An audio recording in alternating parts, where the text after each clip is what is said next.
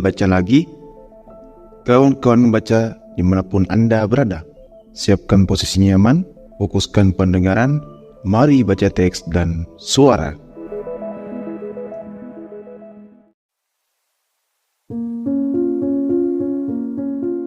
Audioteks by El Baca, berdasarkan buku Titik Balik Peradaban karya Fritjof Capra.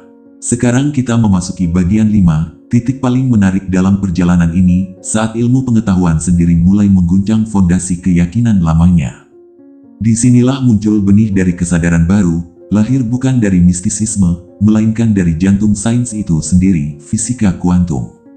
Bagian 5 benih baru, fisika kuantum dan kesadaran. Dalam sejarah panjang manusia, ada masa ketika sains dianggap sebagai benteng terakhir kebenaran. Apapun yang bisa diukur dianggap nyata, dan apa yang tak bisa dihitung dianggap ilusi. Namun pada awal abad ke-20, keyakinan itu tiba-tiba bergetar, bukan karena serangan dari luar, tapi karena getaran yang lahir dari dalam sains itu sendiri. Para fisikawan, yang selama berabad-abad membangun dunia dengan hukum pasti, tiba-tiba berhadapan dengan sesuatu yang tak bisa dijelaskan oleh logika mekanistik. Ketika mereka meneliti partikel-partikel terkecil, mereka mendapati dunia yang tak lagi stabil, tak lagi bisa diprediksi. Dunia atom ternyata bukan kumpulan benda kecil seperti bola, tapi lebih seperti jaringan energi, tarian halus antara peluang, getaran, dan hubungan. Max Planck, Albert Einstein, Niels Bohr, Werner Heisenberg, nama-nama besar itu menemukan sesuatu yang mengubah segalanya. Mereka menyadari bahwa di tingkat paling dasar, realitas tidak bersifat padat dan pasti seperti yang dibayangkan Newton. Ia lebih mirip musik yang terus bergetar, tak pernah diam, dan hanya bisa muncul ketika ada kesadaran yang mengamatinya. Inilah yang disebut dunia kuantum, dunia di mana benda tidak memiliki bentuk pasti, di mana waktu dan ruang bisa saling melengkung, dan di mana pengamat memengaruhi apa yang diamatinya. Dengan kata lain, alam semesta tidak bisa dipisahkan dari kesadaran manusia yang memandangnya. Bayangkan, selama berabad-abad, manusia percaya bahwa ia berdiri di luar alam, mengamatinya dari kejauhan. Namun kini, sains sendiri berkata, kita tidak pernah di luar. Kita bagian dari tarian itu. Kita bukan penonton kehidupan, tapi peserta di dalamnya. Setiap tindakan, bahkan setiap pikiran, menjadi bagian dari jaringan yang lebih besar, saling memengaruhi, saling menimbulkan gema. Capra menyebut bahwa penemuan ini bukan sekadar revolusi fisika, tapi revolusi kesadaran. Sains, yang dulu memisahkan manusia dari alam, kini justru menuntun kita untuk menyadari bahwa tidak ada batas sejati antara keduanya. Coba lihat bagaimana konsep ini terasa dalam kehidupan sehari-hari. Kita sering berpikir bahwa tindakan kecil tak punya dampak besar, satu sampah plastik yang dibuang sembarangan, satu kata yang diucapkan dengan emosi, satu keputusan yang tampak sepele. Namun jika dunia memang saling terhubung, seperti jaringan energi di tingkat kuantum, maka setiap tindakan, sekecil apapun, memiliki gema. Gema yang bergetar di lingkungan, di relasi, bahkan di batin orang lain. Atau pikirkan bagaimana emosi bekerja. Ketika seseorang datang ke ruangan dengan hati damai, suasananya ikut berubah. Sebaliknya, jika satu orang penuh amarah, ruangan itu bisa terasa tegang meski tak ada kata diucapkan. Itulah cermin kecil dari prinsip keterhubungan, apa yang kita pikir dan rasakan bukanlah milik pribadi yang terpisah, tapi bagian dari getaran yang menyatu dengan kehidupan di sekitar kita. Dalam dunia kuantum, tak ada lagi bagian yang benar-benar berdiri sendiri. Atom di dalam tubuh kita terhubung dengan atom di udara yang kita hirup, dengan laut yang menguap, dengan bintang yang meledak jutaan tahun lalu. Dengan cara yang tak bisa dijelaskan sepenuhnya oleh akal, kita semua saling terjalin, bukan hanya secara biologis, tapi juga eksistensial. Pandangan ini mengguncang dunia modern, karena ia menuntut perubahan cara kita memahami kehidupan. Kalau dulu kita menganggap alam semesta adalah mesin yang dingin dan tanpa makna, kini kita melihatnya sebagai jaringan hidup yang saling berdenyut. Kalau dulu kita percaya pada kendali, kini kita mulai belajar tentang harmoni.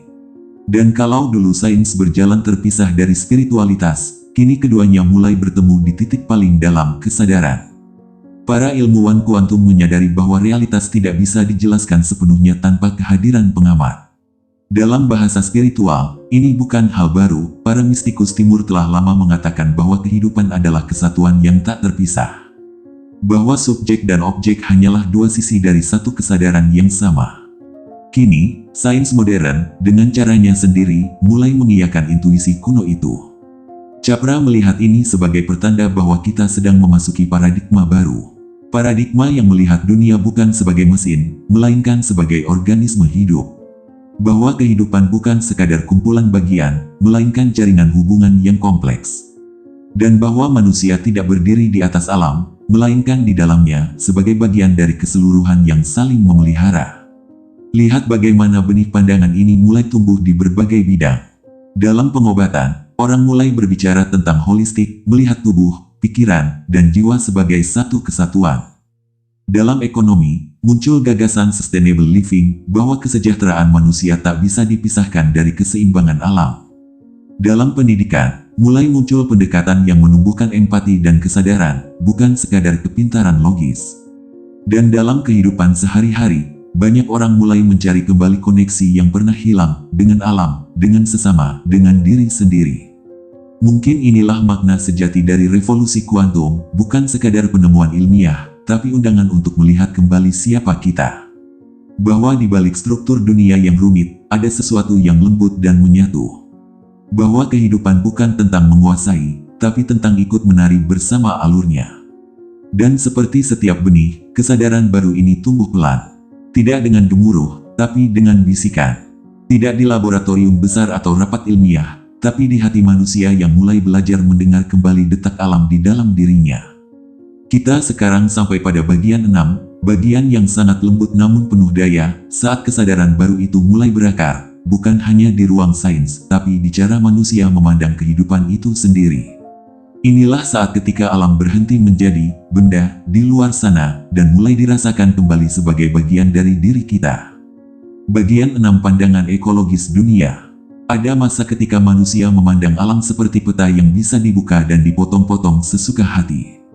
Gunung menjadi tambang, laut menjadi sumber daya, pohon menjadi bahan baku, dan tanah menjadi angka di laporan ekonomi.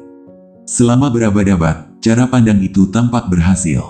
Dunia berubah cepat, kota-kota tumbuh, teknologi berkembang, kehidupan jadi lebih nyaman. Tapi di balik semua kemajuan itu, ada sesuatu yang perlahan hilang, rasa keterhubungan. Kita lupa bahwa yang kita sebut lingkungan bukanlah ruang di luar diri kita, melainkan tubuh yang menampung kita semua. Dan lupa itu kini mulai menagih harga yang sangat mahal. Lihatlah bagaimana alam memberi isyarat lewat caranya sendiri. Iklim berubah, udara menipis, hutan terbakar, laut menelan daratan. Setiap peristiwa itu seperti suara lirih bumi yang memanggil, "Ingatlah aku, karena aku adalah bagian darimu." Tapi di tengah hiruk-pikuk dunia modern, suara itu sering kalah oleh deru mesin, oleh ambisi ekonomi, oleh kesibukan mengejar angka yang tak pernah cukup. Pandangan baru yang ditawarkan Capra, yang lahir dari pemahaman kuantum dan biologi sistem, mengajak kita untuk melihat alam bukan lagi sebagai mesin, tapi sebagai jaringan kehidupan. Sebuah web of life yang rumit namun indah, di mana setiap makhluk, dari yang terbesar hingga yang tak terlihat, saling bergantung satu sama lain. Bayangkan seekor lebah kecil yang hinggap di bunga. Dalam logika mekanistik, ia hanya makhluk kecil yang bekerja mencari kawannya. Namun dalam pandangan ekologis, lebah adalah penghubung, jembatan yang menghubungkan tanaman, udara, tanah, dan kehidupan manusia. Tanpa lebah, bunga tak berbuah, tanaman tak berkembang biak, dan pada akhirnya, manusia kehilangan sumber pangan. Satu makhluk kecil, tapi jaringannya menjalar ke seluruh kehidupan. Begitu pula dengan hutan. Bukan sekadar kumpulan pohon, melainkan sistem cerdas yang saling berkomunikasi lewat akar dan jamur tanah, saling berbagi nutrisi dan informasi. Hutan adalah otak besar bumi yang bekerja diam-diam, menjaga keseimbangan oksigen, kelembapan, dan kehidupan di atasnya. Ketika satu bagian hancur, seluruh sistem ikut terluka. Capra menulis bahwa kesadaran ekologis adalah kesadaran tentang relasi, bukan benda. Kita tidak bisa memahami alam hanya dengan memisahkan bagian-bagiannya. Kita hanya bisa memahami kehidupan dengan melihat jaring keterhubungan yang membentuknya. Seperti tubuh manusia, jantung, paru, otak, darah, tak satu pun bisa hidup sendiri. Dan ketika satu bagian terganggu, seluruh tubuh ikut merasakan sakitnya. Coba perhatikan dalam kehidupan sehari-hari kita. Ketika kita menebang pohon di lereng gunung, mungkin maksudnya sederhana, membuka lahan, mencari penghasilan. Tapi tanpa kita sadari, tindakan itu bisa menyebabkan tanah longsor, air sungai keruh, ikan mati, dan petani di hilir kehilangan sumber air. Satu keputusan kecil bisa berujung pada penderitaan banyak pihak. Inilah yang dimaksud pandangan ekologis, bahwa kehidupan adalah rantai panjang, dan setiap tindakan kita adalah satu getar di dalamnya. Pandangan ini juga mengubah cara kita melihat kemajuan. Kalau dulu kemajuan diukur dari pertumbuhan ekonomi, kini mulai tumbuh kesadaran baru. Kemajuan sejati adalah keseimbangan, bahwa hidup bukan tentang menaklukkan alam, tapi belajar menari dengannya. Bahwa manusia bukan penguasa bumi, tapi penjaga yang hidup di dalam rumah yang sama dengan makhluk lainnya. Dalam kehidupan modern, pandangan ini tampak dalam gerakan kecil namun penuh makna. Di kota-kota besar, muncul komunitas urban farming, orang-orang yang menanam sayur di halaman sempit, bukan untuk bisnis, tapi untuk kembali merasakan siklus kehidupan. Di desa-desa, petani mulai menghidupkan lagi cara bertani organik, membiarkan tanah bernapas tanpa racun. Di sekolah-sekolah, anak-anak diajak bukan hanya belajar tentang bumi, tapi juga bersahabat dengannya. Semuanya adalah tanda bahwa manusia sedang belajar kembali menjadi bagian dari kehidupan, bukan pengendali kehidupan. Capra menyebut bahwa pandangan ekologis ini bukan sekadar teori lingkungan, tapi paradigma baru tentang realitas itu sendiri. Dalam paradigma ini, yang utama bukanlah struktur, melainkan hubungan. Bukan objek, melainkan proses. Bukan kontrol, melainkan keseimbangan. Seperti aliran sungai, tidak ada bagian yang lebih penting dari lainnya. Air, batu, tanah, tumbuhan, semuanya saling mendukung.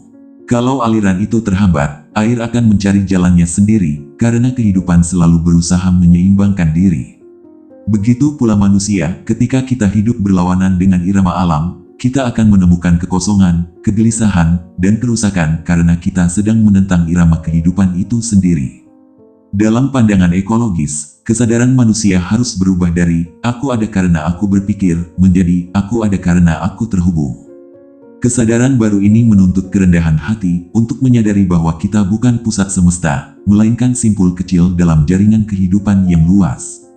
Dan justru disitulah keindahan hidup menemukan maknanya, bukan dalam keakuan yang berdiri sendiri, tapi dalam keterhubungan yang saling memberi. Sekarang kita sampai pada bagian 7, bagian paling manusiawi dari seluruh perjalanan ini, tempat semua pemikiran, teori, dan krisis dunia bermuara pada satu hal, diri kita sendiri. Inilah bagian yang paling sunyi, tapi juga paling jujur, saat manusia berdiri di tengah reruntuhan peradaban lama dan kebingungan zaman baru, bertanya pelan, apa arti menjadi manusia hari ini? Bagian 7 manusia di titik balik. Di tengah semua perubahan besar yang mengguncang dunia, dari sains, politik, teknologi, hingga lingkungan, manusia berdiri di persimpangan.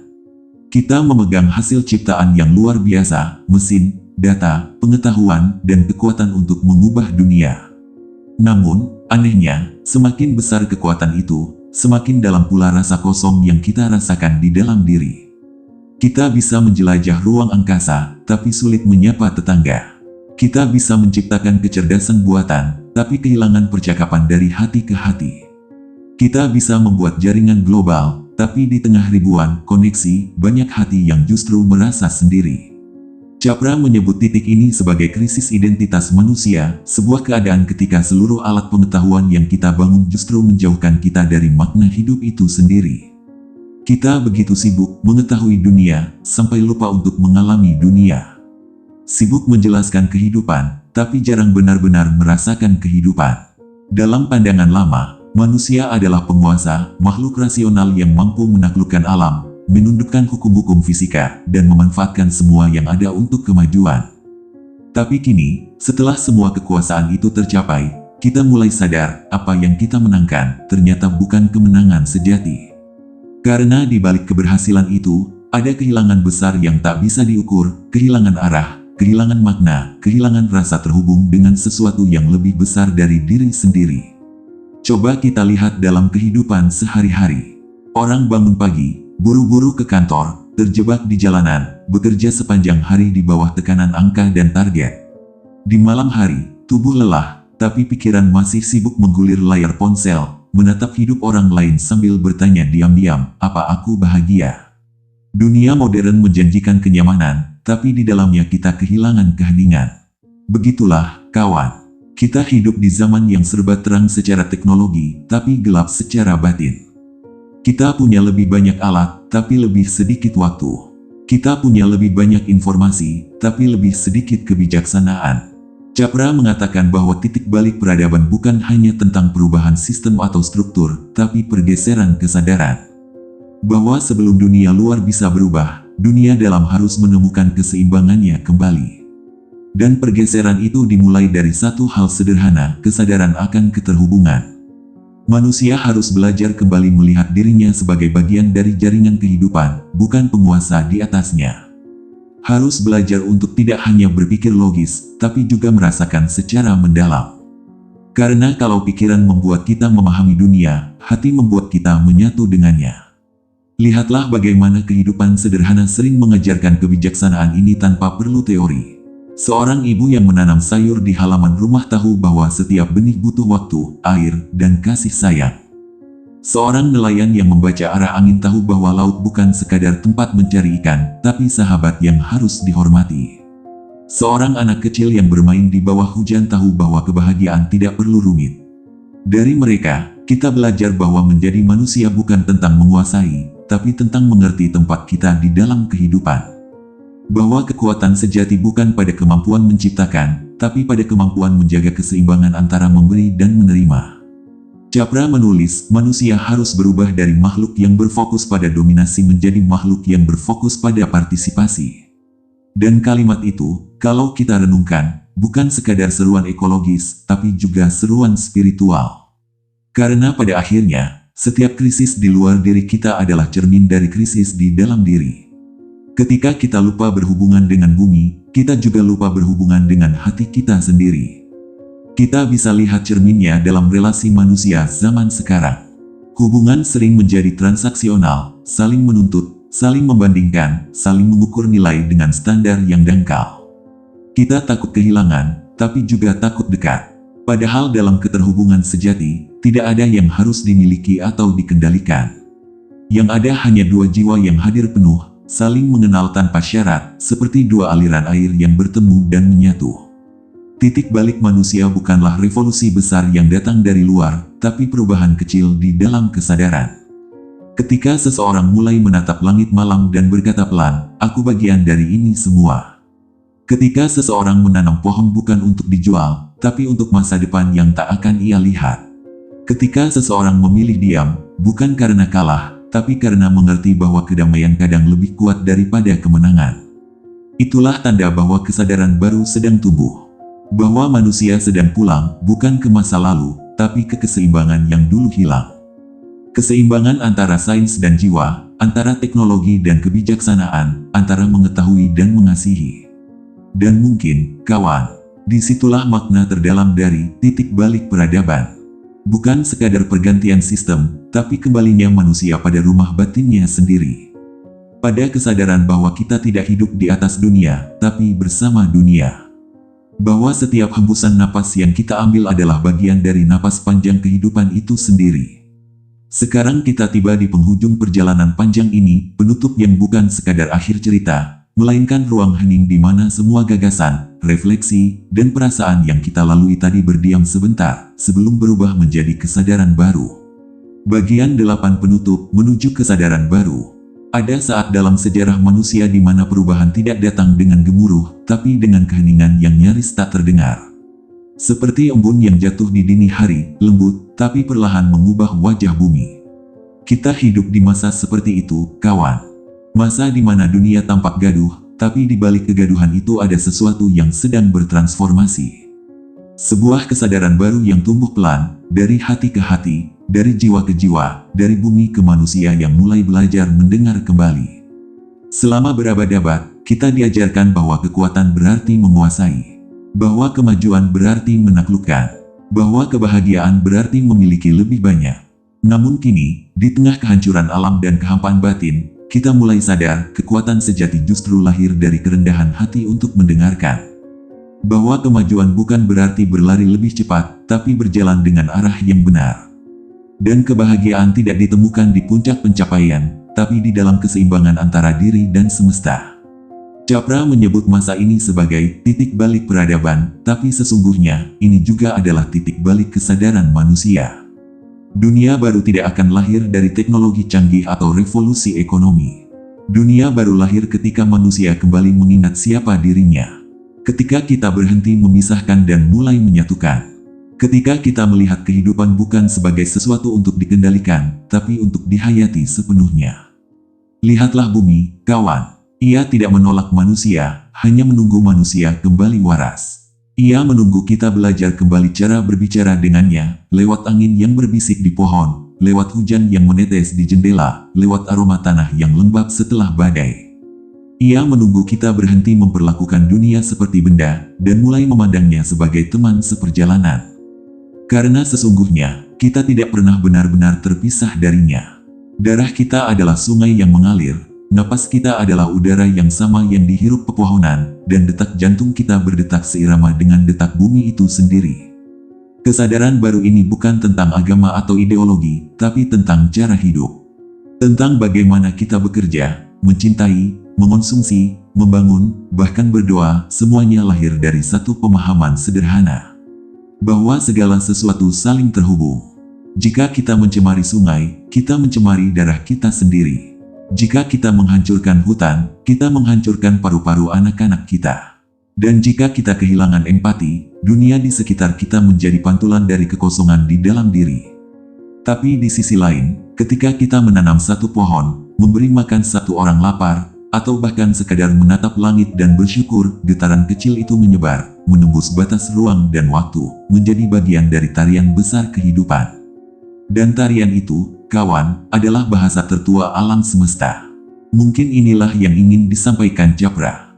Bahwa manusia tidak perlu menciptakan dunia baru, kita hanya perlu mengingat dunia yang pernah kita pahami, sebelum kita melupakannya.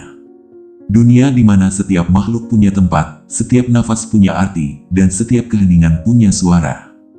Jadi, pada akhirnya, titik balik peradaban bukan tentang kembali ke masa lalu, melainkan kembali ke kesadaran yang paling purba bahwa hidup adalah hubungan. Dan dari hubungan itulah lahir kasih, dan dari kasih itulah lahir keberlanjutan. Mari kita bayangkan, kawan, sebuah dunia di mana anak-anak tumbuh tanpa kehilangan rasa kagumnya terhadap hujan. Di mana manusia bekerja bukan hanya untuk bertahan hidup, tapi untuk menambah kehidupan bagi yang lain.